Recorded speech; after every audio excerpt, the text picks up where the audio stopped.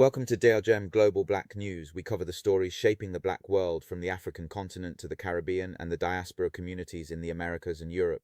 My name is Pet. The African Union reintegrates Guinea in a landmark move for West African diplomacy. The African Union has officially lifted its suspension of Guinea. The decision follows the successful presidential election held in late December 2025 and the adoption of a new constitution, marking a transition back to constitutional rule after the 2021 coup. AU Commission Chairperson Mahmoud Ali Yusuf confirmed that the country has reached a decisive milestone. This move is expected to stabilize relations in the bauxite-rich nation and serves as a rare success story for the AU's roadmap for political transitions. In North Africa, Libya has signaled its return as a global energy heavyweight. Prime Minister Abdul Hamid Dubaiba announced a massive oil agreement worth over $20 billion with Total Energies and ConocoPhillips. The deal aims to boost production by 850,000 barrels per day over the next 25 years, potentially generating $370 billion in revenue. This development comes as the Libya Energy and Economic Summit opens in Tripoli, reflecting a strategic push to draw global investors back to Africa's largest oil reserves despite ongoing internal political divisions. The continent continues to battle extreme weather patterns. In southern Africa, severe flooding has displaced thousands and affected roughly 1.3 million people across Mozambique, Malawi, and Zambia. The World Health Organization has raised alarms over potential cholera outbreaks in flooded regions. Conversely, Kenya is facing a dire health crisis as a persistent drought leaves over 2 million people vulnerable to nutrition and health emergencies.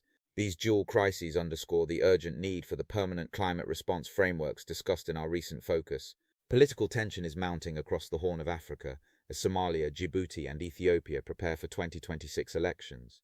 In Somalia, a major rift persists between the federal government and regional states like Puntland over a proposed transition toward universal suffrage. Meanwhile, in Uganda, the aftermath of the recent January elections remains volatile, with opposition groups continuing to challenge the results amid reports of restricted internet access and civil unrest. On the economic front, a new United Nations report projects a modest improvement for the continent, with growth expected to reach 4.0% this year. For the first time in recent history, African economic growth is projected to outpace Asia's in 2026, driven largely by high demand for metals and minerals. However, the report warns that rising trade barriers and debt servicing costs remain significant headwinds for the continent's long-term human development. Today's reports on the AU's reintegration of Guinea and the recurring climate disasters in Mozambique and Kenya highlight a critical theme for the continent. While the AU has successfully navigated the Guinean political transition, the reactive nature of responses to the Sahelian insecurity and southern African floods remains a challenge. Watch our documentary on The Siege of Sovereignty, where we investigate how African institutions like the AU can move beyond episodic engagement to build a permanent, collective security and climate response framework. We dive deeper into the subjects of resource sovereignty in Libya and the DRC, and the structural reforms needed to protect the continent from external and environmental shocks. Thanks for watching Global News for today.